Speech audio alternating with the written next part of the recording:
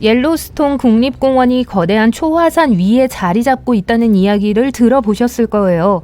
이 지역이 강력한 간헐천과 온천을 자랑할 수 있는 이유이기도 하죠.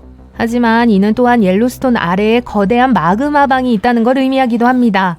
2015년 유타대학교의 연구원들은 이 마그마방이 이전에 모두가 생각했던 것보다 훨씬 더 크다는 사실을 발견했어요.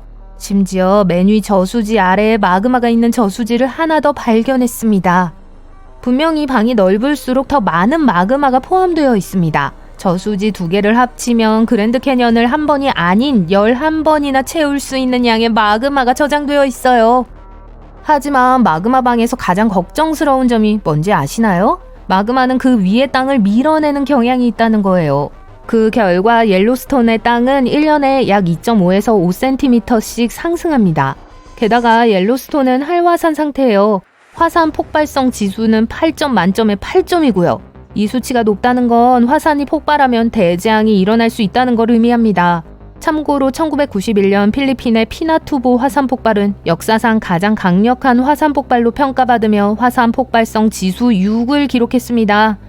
별게 아니었네요.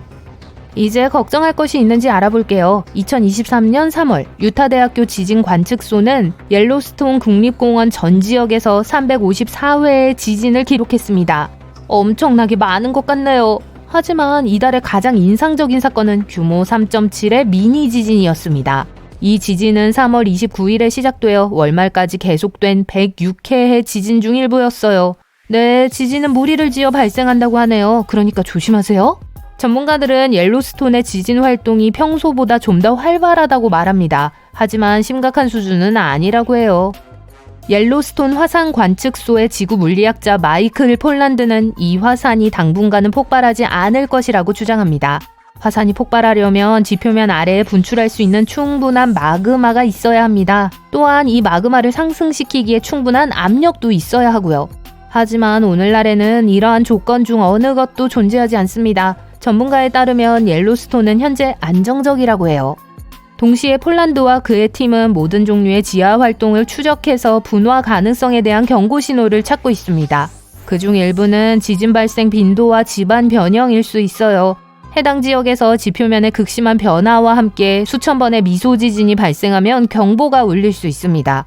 연구팀은 또한 공원의 열적 특징의 온도도 모니터링합니다. 이는 공원 전체의 간헐천 활동과 가스 및 열 배출량의 변화라는 잠재적 재난에 또 다른 주목할 만한 징후예요. 언론은 옐로스톤의 마지막 분화가 7만 년 전에 일어났기 때문에 곧 또 분화할 것이라고 주장하지만 화산은 그런 식으로 분화하지 않습니다. 전문가들이 화산에 대한 가장 흔한 오해 중 하나로 꼽는 것이 화산이 실제로는 타임라인을 따르지 않는다는 거라고 해요. 하지만 슈퍼 화산 폭발이 일어난다면 가장 걱정되는 것은 용암이 흘러내리는 게 아닐 수 있습니다. 그리고 자연재해에 수반될 가능성이 높은 지진도 아니고요. 슈퍼 화산 폭발의 최악의 결과는 화산재와 화산재 낙하입니다. 수년 전 옐로스톤 화산이 폭발했을 때 어땠는지 살펴볼게요. 화산 역사상 최소 3번의 슈퍼 분화가 있었습니다. 그중 가장 강력한 분화는 1980년 워싱턴주 세인트 헬렌스 산의 끔찍한 분화보다 2,500배 더 파괴적이었어요. 가장 최근의 슈퍼 분화는 라바 크릭 분화라고 불렸어요. 엄청난 양의 먼지와 화산재, 암석을 공중으로 뿜어내면서 옐로스톤 칼데라를 형성했습니다. 최근 과학자들은 약 900만 년 전과 870만 년 전에 일어난 이전에 알려지지 않은 2개의 다른 슈퍼 분화에 대해서도 알게 됐어요. 이 중 가장 최근에 발생한 분화는 스네이크 리버 옐로스톤 화산 지역 전체에서 기록된 가장 큰 사건으로 여겨지고 있습니다. 어쨌든 100만 년 전에 무슨 일이 있었는지 살펴볼게요. 우리가 그 당시에 살았던 건 아니니까 증거를 바탕으로 추측을 해보는 거예요.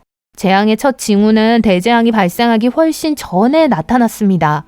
수천 년 동안 지구 내부에서 열이 솟구치고 있었죠. 열은 지각 아래에 암석을 녹여 거대한 방을 만들고 있었습니다. 이 방들은 방 고체 암석, 마그마, 수증기, 이산화탄소를 포함한 다양한 가스의 가압 혼합물로 채워져 있었어요. 이 뜨거운 지하수프는 시간이 지날수록 점점 더 많은 마그마가 유입되면서 팽창하고 있었습니다. 화산계 위의 땅은 거의 눈에 띄지 않게 위로 올라가고 있었어요. 대분화가 일어나기 1년 전 옐로스톤은 경고음을 냈습니다. 하지만 오래전에는 이 신호를 해석할 수 있는 사람이 아무도 없었어요. 게다가 그 놀라운 과정은 대부분 지하에서 진행되고 있었어요. 예를 들어 감압은 가스 거품을 방출합니다. 이러한 기포는 터지면서 특정 종류의 분출을 일으킬 수 있어요. 화산이 폭발하기 몇 달 전부터 소규모 지진이 더 자주 발생하고 강도가 더 강해졌습니다. 초화산 곳곳의 땅이 예전보다 더 뜨거워졌어요. 지표면 호수와 지하수도 더 따뜻해졌습니다. 당시 사람들이 그 주변에 있었다면 그 지역에서 특이한 증기한계를 발견했을 거예요. 분화가 시작되기 얼마 전 증가하는 압력으로 인해 마그마 방 위의 땅이 위로 밀려 올랐습니다.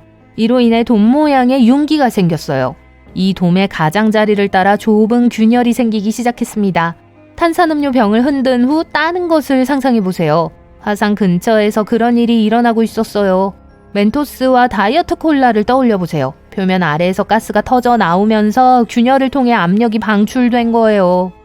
재난 직전에 옐로스톤 화산 주변의 지반이 들떴습니다. 지열 웅덩이와 간헐천이 끓는 온도까지 가열되어 평소보다 더 산성화됐어요.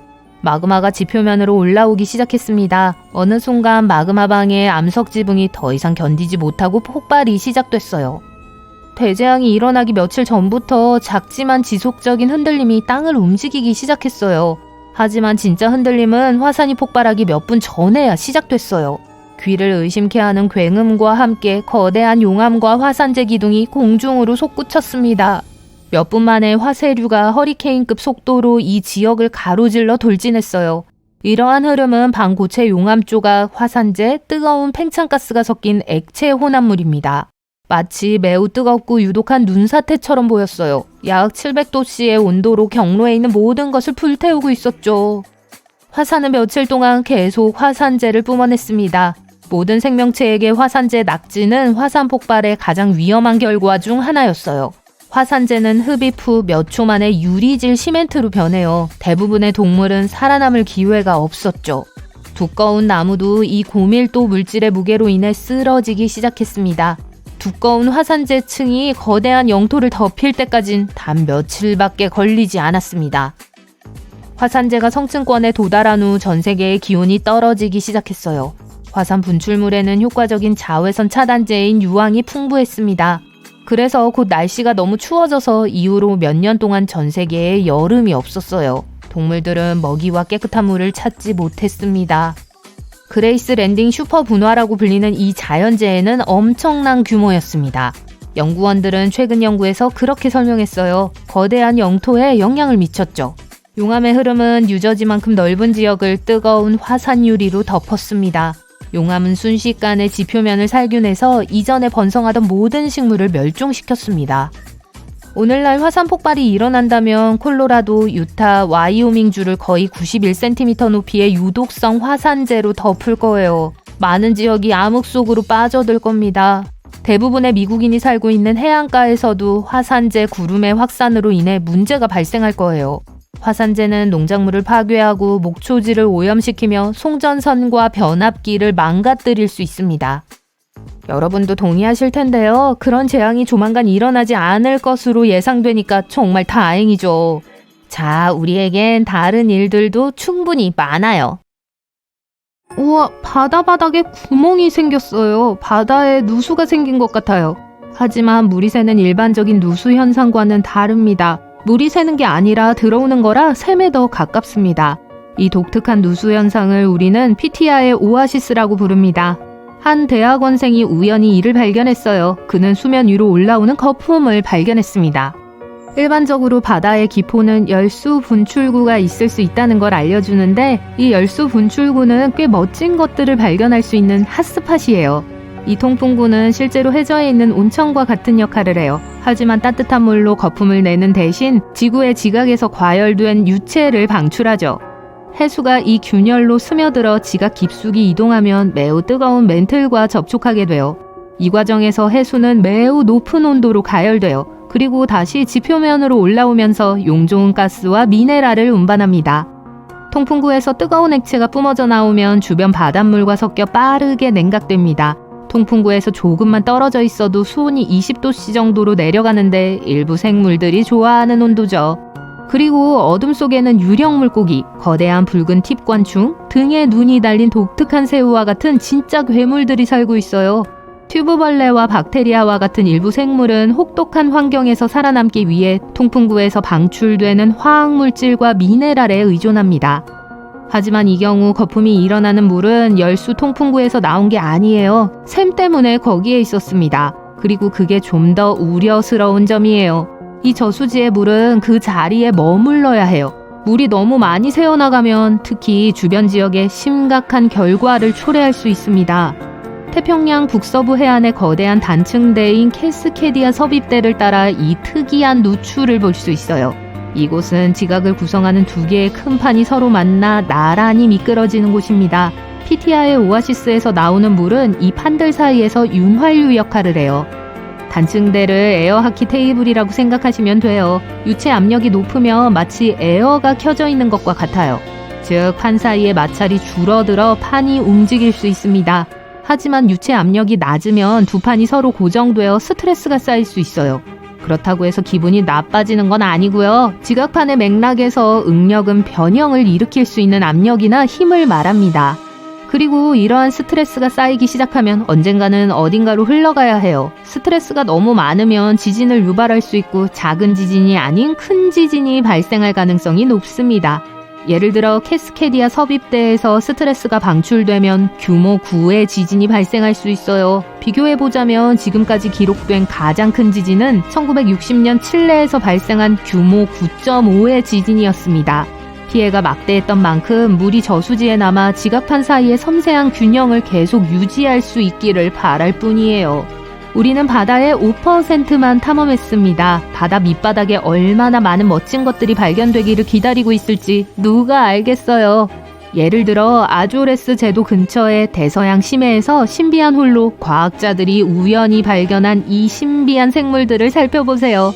이 구멍들은 깔끔하게 정렬되어 있으며 약 10cm 간격으로 경우에 따라서는 몇십 cm까지 떨어져 있습니다. 재봉틀이 남긴 구멍처럼 생겼어요. 일부 사람들은 이 구멍이 생물학적 기원일 수 있다고 생각해요. 예를 들어 일부 물고기는 해저를 따라 걷는 동안 구멍을 만들었을 수 있어요. 또 다른 사람들은 인간이 만든 것일 수도 있다고 생각해요. 스파이크가 박힌 타이어 같은 거 말이에요. 물론 이러한 구멍은 다른 행성에서 온 생물체가 구멍을 만들었다는 이야기를 만들어내기에 완벽해요. 아니면 네스호에서 볼 수 있는 괴물처럼 전설적인 괴물일 수도 있죠. 구멍의 대칭성을 설명하기는 어렵지만 한 심해 생물학자가 꽤 그럴듯한 설명을 내놓았습니다. 그는 퇴적물 아래에 굴을 파고 있는 동물이 있을 수 있다고 말했어요. 그리고 때때로 그 동물이 작은 굴에서 깨끗한 물 순환을 위해 작은 굴뚝을 만들 수 있다고 합니다. 각 구멍의 입구 주변에는 퇴적물이 쌓여 있는데 이는 무언가가 아래에서 흙을 밀어냈다는 생각을 뒷받침합니다. 하지만 이 구멍들이 실제로 지표면 아래에서 연결되어 있다는 증거는 아직 없어요. 그리고 고대 문명이 우리에게 남긴 바다와 해저에는 많은 것들이 숨어 있습니다. 예를 들어